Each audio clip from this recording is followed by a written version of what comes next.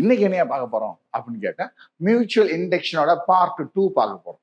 அதனே mutual இண்டக்ஷனோட part 2 அப்படின்னா let us consider two coil. Okay, one which is connected with the galvanometer and another coil which is connected with the battery.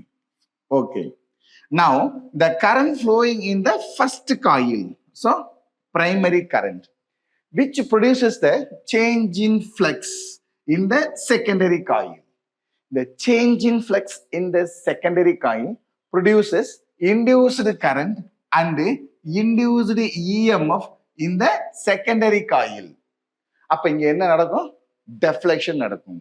அப்ப இங்க current போனா பக்கத்து காயில்ல deflection இருக்கும். அப்படி இருந்தா உடனே அதுக்கு பேர் என்ன சொல்லிடலாம்? மியூச்சுவல் இண்டக்ஷன் அப்படின்னு சொல்லிடலாம். Mutual induction. அப்ப ஒரு காயில கரண்ட் போய் பக்கத்து காயில கரண்ட் ப்ரொடியூஸ் ஆச்சுன்னா உடனே அதுக்கு பேர் என்ன சொல்லிடலாம்?